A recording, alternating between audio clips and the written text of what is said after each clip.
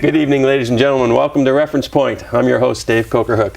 This evening, we're going to talk about taxes. This is October, when we're taping this show, and we've got the IRS to deal with coming up in a few months. And I thought it would be very interesting to find out what are some of the things that are impacting what you as an individual or as a business owner might be having to deal with come your 2014 taxes, because things don't stay the same in that realm. And helping us look into that is a friend of mine, Randy Warshawsky, the tax man. So Randy, appreciate your being here today. Thank you for coming. Very welcome. Always fun to talk about taxes. I know that we're going to keep everyone wide awake tonight. Absolutely. It's the thing that everyone really loves to sink their teeth That's right, into. yes. But the point of that is that if you don't understand what's going on, you can hurt yourself. Is that a fair statement? It is. You know, you hire someone like myself, or you use one of the programs out there and do it. You need to see that product come out of there and know something about what's coming out. Right. Garbage in the computer is garbage out. And you want to know what impacts that you actually can see that the results that you have are good results. Right. Now, first thing I want to mention, though, is something about your credentials. You call yourself the tax man, and you have a company and all that sort of stuff, but you are what's called an enrolled agent, which for me, when I first saw that, I thought, oh, this is cool. I was thinking, agent, Maxwell Smart Secret Agent 86 or something like that. But I wasn't sure what an enrolled agent was. I went up and I did a little Google research and on the IRS website, and it's actually a big deal. It's a significant thing that is created. It's a particular role that enables you to represent a taxpayer before the Internal Revenue Service to help resolve issues. So maybe you could explain a little bit more about what that means. So first of all, yes, there's three people under Circular 230 that can go all the way, except for tax court, with an individual, and that would be an attorney, a certified public accountant, and an enrolled agent.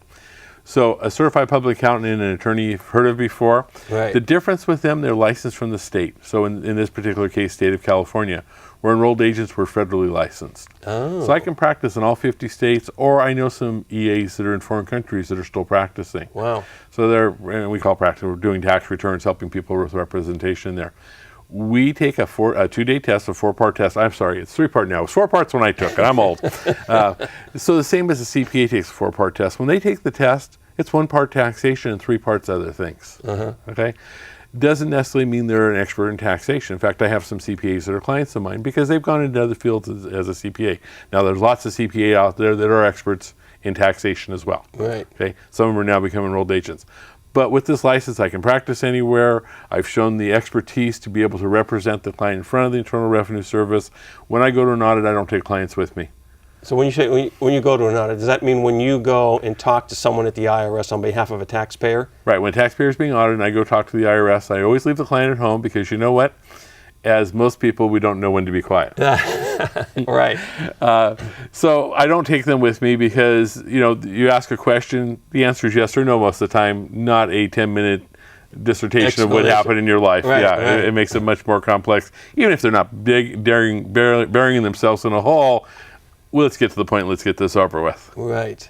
Okay, so as an enrolled agent, you're able to do that representation before the IRS in any type of a venue there, which is very cool. And one of the reasons I was very happy that you said you'd come and talk to us today is the fact that there are some things that I have heard are changing in the codes by virtue of a variety of things. The Affordable Care Act, for one. There's some other discussions about what is or is not taxable relative to things that you might draw out of your retirement account. There's a whole discussion going on right now for people like Google and Yahoo about they're giving free lunches, and is that going to be taxable? And you told me about a week or so ago, when we were talking about this, that you were about to participate in a couple of day event or A seminar that I went to get some education. Right. So maybe you could give us a little bit of background or overview. So what's going on? I'd like to know about what that is, and then we'll talk a little bit later about what people should be thinking about in terms of how to optimize their position. But what's new that's coming down the pipe? Well, the event I went to covered a whole bunch of stuff. I'm going to talk about one thing first, which is the fact that we're talking about all these tax codes that expired. Oh, that expired? They expired on January 1st of 2014. So they're not applicable right now. The problem is with them and talking about them is, we have this election coming up in November. After the election, guess what happens? Then we'll get all the extenders because now they're not worrying about the votes. Okay, right. Of Okay, course. so a lot of them that we can talk about may change. So what I'm saying today is important today, but may not be 30 days from now important anymore because it may change. Would those things? Let me see if I understood it correctly. That's the are the things that we're going to talk about that you're just going to mention impactful for what the return would indicate for your 2014 taxes? They're going to probably extend some of these things that expired January 1st into Okay. 2014. So they're going to make a retroactive back to January 1st. Got it. Okay. It makes it real easy to do tax planning. It's the only game in town to where they can set the rules. Do you know when the date they can change the tax rules for 2014 is? No. April 15th, 2015. Oh, you're kidding. They can change the rules effective for 2014. It's what my grandson likes to do. Play the game and I'll tell you the rules after we get done playing. That's kind of, that doesn't compute really well. That's sort of like crazy. But then everything that you've done, if you have to go back and you have to redo it, and what a mess. Yeah, a lot of them are going to go back, and there'll be the same thing we used for the 2013 tax returns. As you said, it's right before October 15th. We're finishing those up right now. Some of the things that have actually changed, we're actually going back and be able to change the 2013 returns for some of the changes. One of them being, I'm going to jump right into it, is if you have a rental property, you can't do what we call Section 179, which is accelerate depreciation and take that expense right away. But there's some new venues in the code that actually says if we're underneath this percentage of the total asset value, you're not doing this, we may be able to expense it in the year. That's very cool. You know what? We've done that already half a dozen times with the returns that we're finishing here in the last weeks. Okay. Another big one, Section 179 expense. Most people don't understand what that is, but it's saying that, hey, we got to depreciate this, but we're going to accelerate a certain amount of it. Now you're talking about business type stuff? No, stuff? that's business. So rental property business, not an individual. Okay. Right. But the old code was $25,000 maximum we could do that for. And I'm going to have to look at my notes because I remember it's now $500,000. Okay, say that again. I didn't quite grasp it. So if we purchase new assets for our business, let's say we bought a whole bunch of computers, $500,000 worth of computers. Right. We could actually take and expense it in this year. Expense it as opposed to depreciate it over X number of years. And I shouldn't use expense because we still depreciate, but we use a Section 121 expense that says that we get to take it all. Okay. Next year, that's only $25,000. 500 to 25, a big difference. That's huge, yeah. Okay. It was always 25. It became up to this 500,000 when 9/11 happened. Oh. So it was some of the laws that have been there and have been recycled and brought back and expired and brought back. Who knows what's going to happen now? We hope they bring it back and increase at least over 25,000. So the 500,000 was something that had been in place and expired at the January of 2014, but they may extend it come the end of 2000. But before the end of the year after the Before the end of the elections. year, they may extend it. And who knows, even if they don't extend it to the 500,000, if they bring it to something, we're off a cliff. 500 to 25 is a big jump. So how do you plan for something like that? I mean, when do people come to you? They come to you on December 31st or January 1st and say, yo, Randy, I got some taxes I got to do this. Or do they wait till April 1st and then come and talk to you? Some of them wait until October, okay? But a whole lot of planning can't be done then. So the best thing is, yes, do it before December 31st because there's some things you can do in December that you can't do in January. Like what? I get this all the time. Should I buy my new truck here in December versus January? My answer is always the same. Do you need the truck, first of all?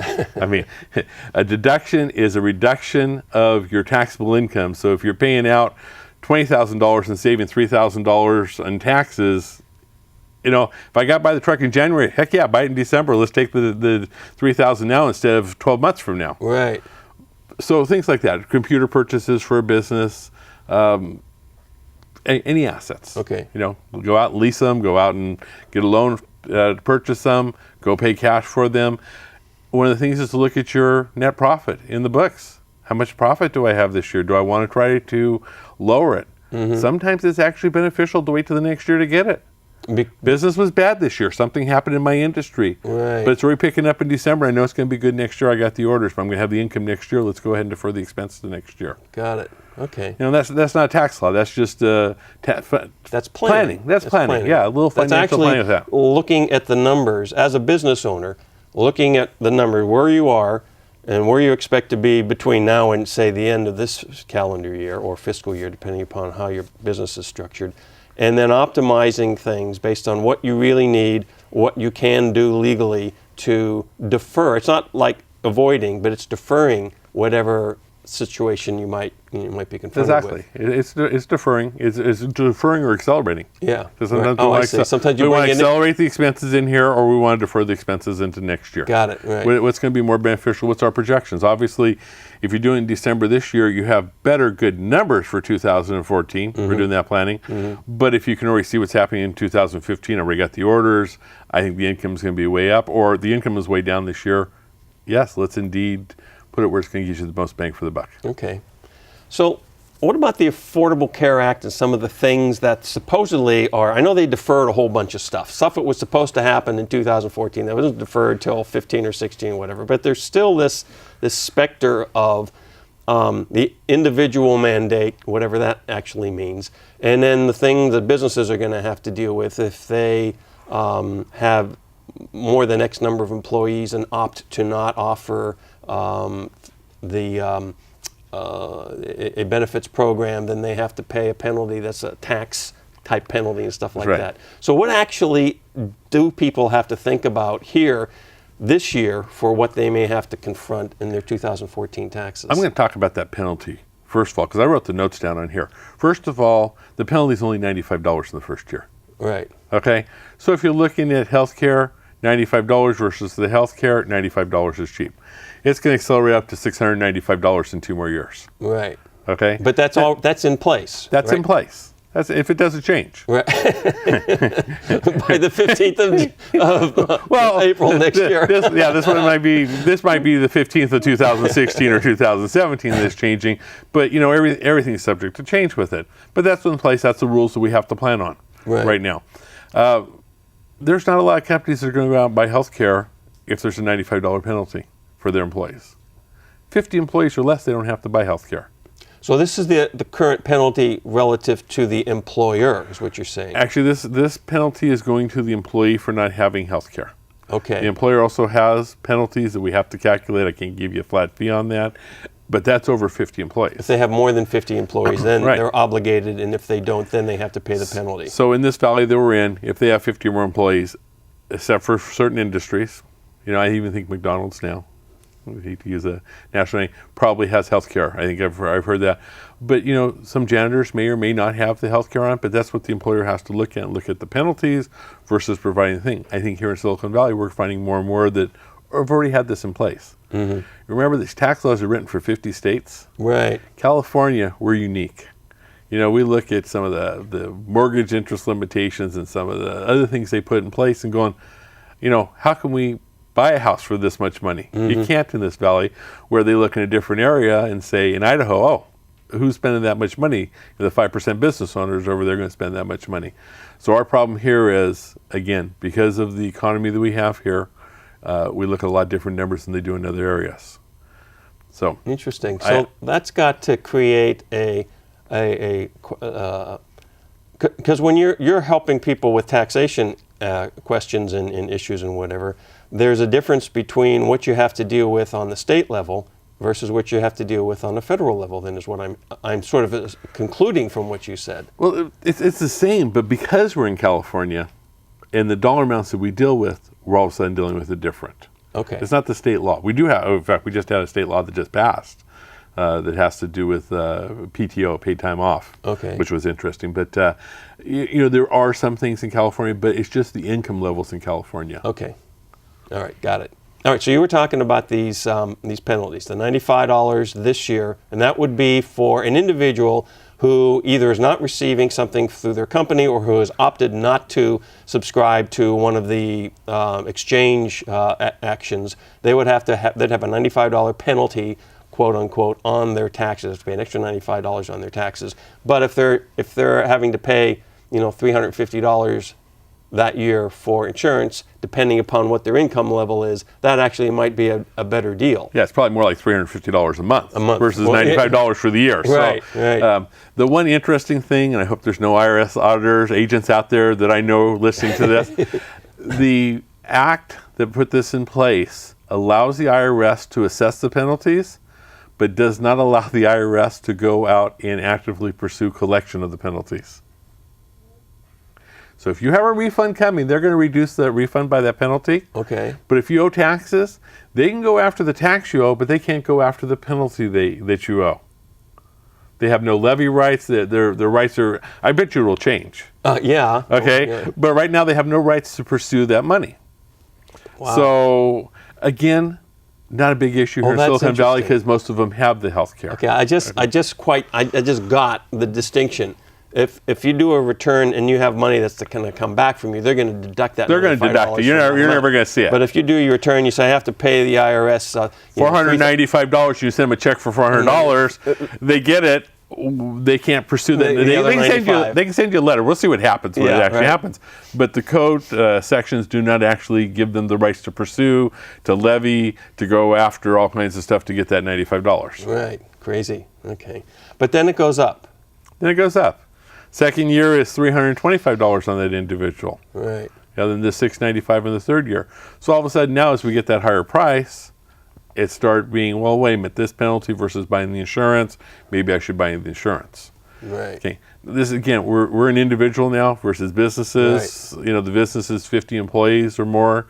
The business with 50 employees or more have to fill out all these special tax forms.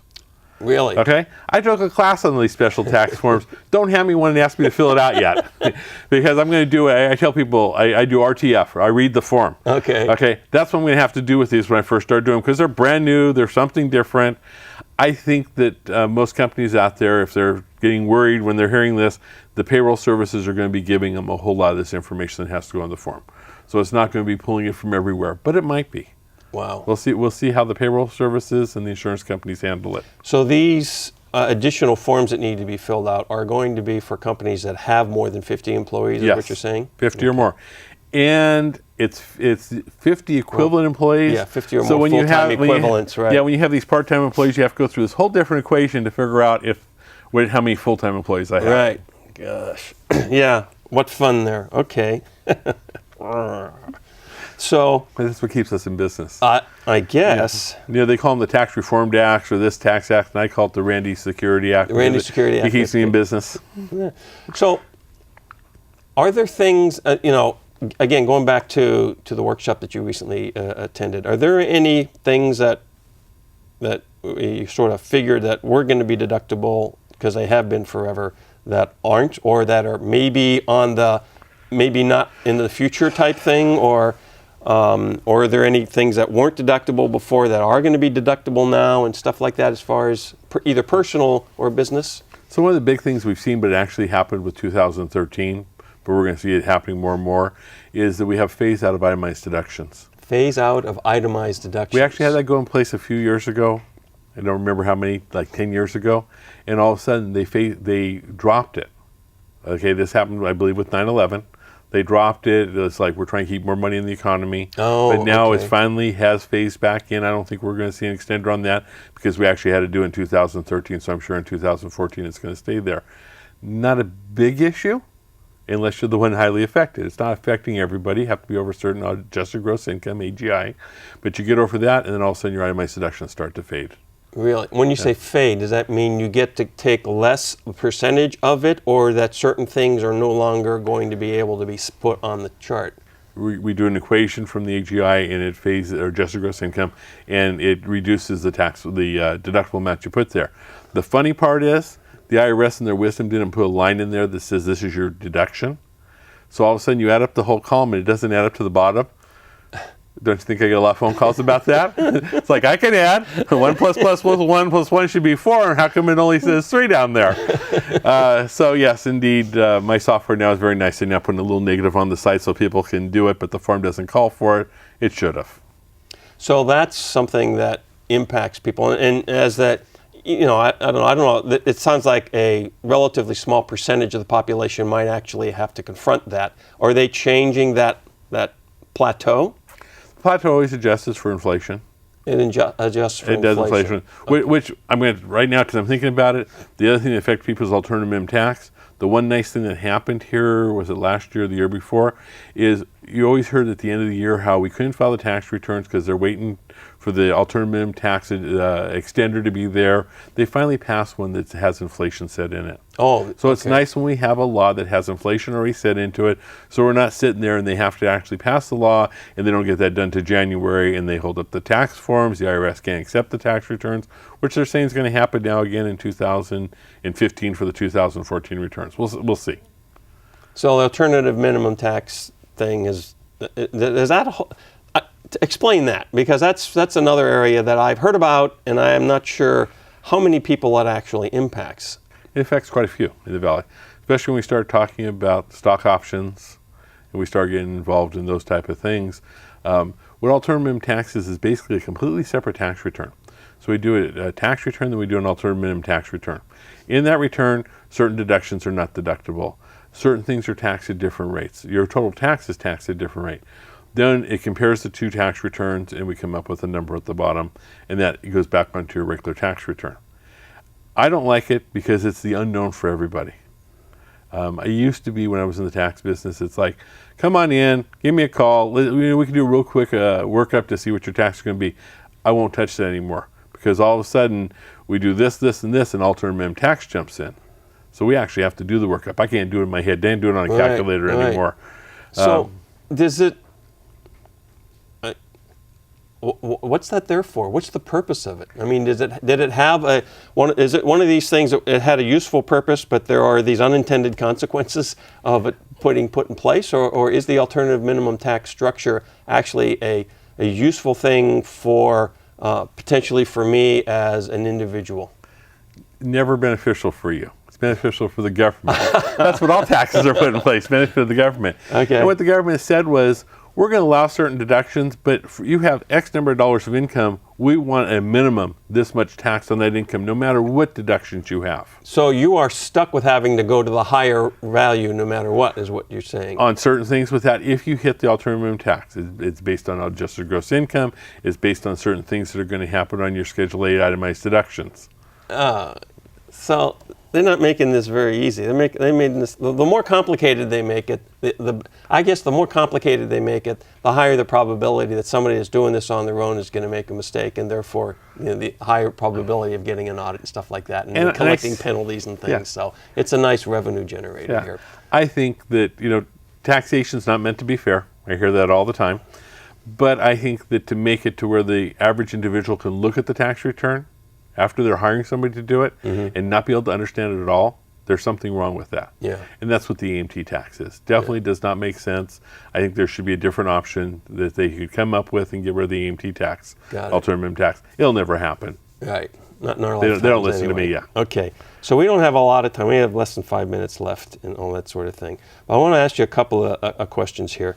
Is there any implication on personal taxes for whether somebody does like an LLC or a subchapter S? Is there a better way to, because I know what's theoretically happens is if you have a little LLC or a subchapter S corporation, that whether you make whatever your profit is or loss, it then kind of cascades down into your personals as opposed to a business filing or something like you would for a C Corp.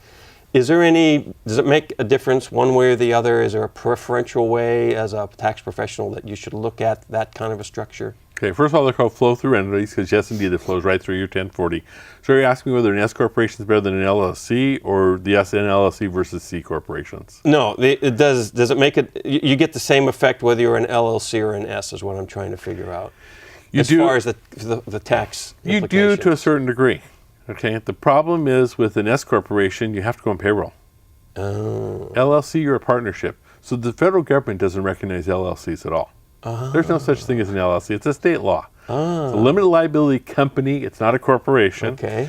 And you're either a partnership or a disregarded entity, which would be a sole proprietor. Got it. So if I don't have a partner, I'm disregarded. It's going on my 1040 tax return. I'm filing one form with the state of California so they can collect some money for allowing me to be an LLC, paying that tax. And it really doesn't show much on my tax return except for a checkbox on there.